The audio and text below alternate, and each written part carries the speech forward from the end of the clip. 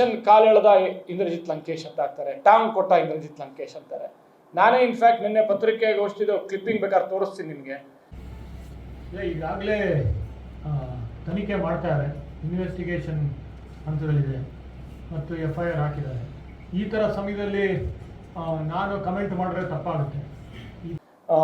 ನಾನು ಹೇಳಿದ್ದೇನು ಅಂದರೆ ಮತ್ತೆ ಬೇಕಾದ್ರೆ ರಿಪೀಟ್ ಮಾಡ್ತೀನಿ, ಅದಕ್ಕೋಸ್ಕರ ಲೈವ್ ಸ್ಟ್ರೀಮಿಂಗು ಮಾಡ್ತಾ ಇದ್ದೀವಿ. ಯಾಕೆಂತಂದರೆ ಅರ್ಧಕ್ಕೆ ಕಟ್ ಮಾಡಿ ಇಂದ್ರಜಿತ್ ಲಂಕೇಶ್ ಟಾಂಗ್ ಕೊಟ್ಟರು ಅನ್ನೋದೆಲ್ಲ ನಾನು ಯಾಕೆ ಟಾಂಗ್ ಕೊಡೋಕೆ ಹೋಗಲಿ? ನಾನು 30 ವರ್ಷದಿಂದ ಪತ್ರಿಕೋದ್ಯಮದಲ್ಲಿದ್ದೀನಿ. ನೀವು ಕೇಳ್ತಾ ಇದ್ದೀರಾ ಅಂತಲ್ಲ ಬ್ರದರ್, ಒಂದು ಜನಕ್ಕೆ ಪ್ರೇಕ್ಷಕರಿಗೆ ಗೊತ್ತಾಗಬೇಕು ಅಂತ. ನಾನು 30 ವರ್ಷದಿಂದ ಪತ್ರಿಕೋದ್ಯಮದಲ್ಲಿದ್ದೀನಿ.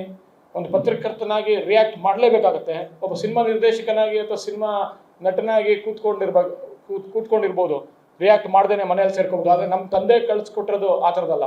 ಒಂದು ರಿಯಾಕ್ಟ್ ಮಾಡ್ಬೇಕಾದ್ರೆ ಏನಾಗುತ್ತೆ, ನಾನೇನು ಹೇಳಿದೆ, ಇನ್ವೆಸ್ಟಿಗೇಷನ್ ನಡೀತಾ ಇದೆ, ಅದು ತನಿಖೆ ನಡೀಬೇಕಾದ್ರೆ ಇವಾಗ ರಿಯಾಕ್ಟ್ ಮಾಡೋದು ಬೇಡ. ಅದು ತನಿಖೆ ಮಾಡ್ದಾದ್ಮೇಲೆ ಅದು ಬರುತ್ತೆ, ಅದರಿಂದ ಉತ್ತರ. ಪೊಲೀಸರು ಚೆನ್ನಾಗಿ ಮಾಡ್ತಾರೆ ತನಿಖೆ, ಅದಾದಮೇಲೆ ನಿಮ್ಗೆ ಗೊತ್ತಾಗುತ್ತೆ ಅಂತ ಇಷ್ಟೇ ಹೇಳಿದ್ದು ನಾನು. ಅದಾದಮೇಲೆ ಪತ್ರಿಕಾಗೋಷ್ಠಿಯಲ್ಲಿ ಮಾರ್ಮಿಕವಾಗಿ ಒಂದು ಬಸವಣ್ಣನವರ ವಚನ ಹೇಳಿದೆ. ಆ ವಚನ ಹೇಳಬೇಕಾದ್ರೂ ಮಿತ್ರರು ಅವರು ಪಾಪ ಎಕ್ಸೈಟ್ ಆದರು, ನಾನೇನೋ ಬೈಟ್ ಕೊಡ್ತಾ ಇದ್ದೀನಿ ಅಂತ.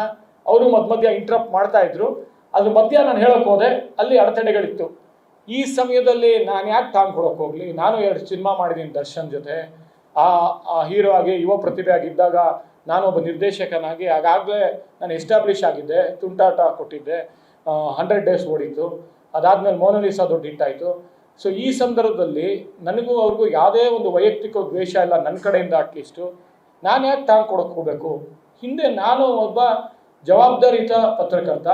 ಯಾವುದೋ ಒಂದು ಸಮಾಜದಲ್ಲಿ ಒಂದು ಘಟನೆ ಆದಾಗ ಅದ್ರ ಬಗ್ಗೆ ವಿಷಯ ಎತ್ತಬೇಕಾಗತ್ತೆ ಹೊರತು, ಇಲ್ಲ ಅಂತಂದರೆ ನಾನು ಒಬ್ಬ ಪತ್ರಕರ್ತನಾಗಿ ಹೇಳೋದಕ್ಕೆ ಸರಿನೇ ಇರೋದಿಲ್ಲ, ನನಗೆ ಅರ್ಥನೇ ಇರೋದಿಲ್ಲ ಪತ್ರಕರ್ತ ಅಂತ ಕರ್ಕೊಳ್ಳೋದಕ್ಕೆ.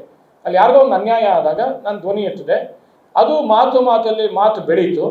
ಅದಕ್ಕೆ ನನ್ನ ವಿಷಾದನೂ ಮುಂದೆ ಆಮೇಲೆ ನಾನು ವ್ಯಕ್ತಪಡಿಸಿದ್ದೀನಿ. ವಿಷಾದ ಆಗಿತ್ತು, ಯಾಕಂದರೆ ಆ ಥರ ಮಾತು ಬೆಳೀಬಾರ್ದಿತ್ತು. ನಾನೊಬ್ಬ ಪತ್ರಕರ್ತನಾಗಿ ರಿಯಾಕ್ಟ್ ಮಾಡಬಾರ್ದಿತ್ತು. ಆದರೆ ವಿಷಯ ಎತ್ತಿದ್ದದ್ದು ನನಗೆ ನೋವಾಗಿಲ್ಲ. ಆ ವಿಷಯ ಎತ್ತಿದಾಗ ಒಂದು ಮಾತು ಹೇಳಿದೆ ನಾನು. ಏನು ಮಾತು ಹೇಳಿದೆ ಅಂದರೆ, ಮುಂದೆ ಅನಾಹುತ ಆಗುತ್ತೆ, ಅದಕ್ಕೋಸ್ಕರ ಅವ್ರು ಒಳ್ಳೇದಕ್ಕೋಸ್ಕರ ಇದು ಹೇಳ್ತಾ ಇದ್ದೀನಿ ಅಂತ ಹೇಳಿದೆ ಹೊರತು ಅದಲ್ಲ. ಅದನ್ನು ಕೇಳಿದರೆ ಇವತ್ತು ಈ ಥರ ಒಂದು ಅನಾಹುತ ಆಗ್ತಾ ಇರಲಿಲ್ಲ. ಅದು ನೋಡಿ ಇವತ್ತು ಈ ಥರ ಅನಾಹುತ ಆಗಿದೆ. ಆದರೂ ಕೂಡ ಇವತ್ತು ಹೇಳ್ತಾ ಇದ್ದೀನಿ, ಇನ್ವೆಸ್ಟಿಗೇಷನ್ ನಡೀತಾ ಇದೆ, ಅದರಿಂದ ಪ್ರತಿಕ್ರಿಯೆ ಹೊರಗೆ ಬರುತ್ತೆ. ಅದು ಯಾವ ಥರ ಬರುತ್ತೆ ಅಂತ ನೋಡ್ಬಿಟ್ಟು ರಿಯಾಕ್ಟ್ ಮಾಡ್ತೀನಿ.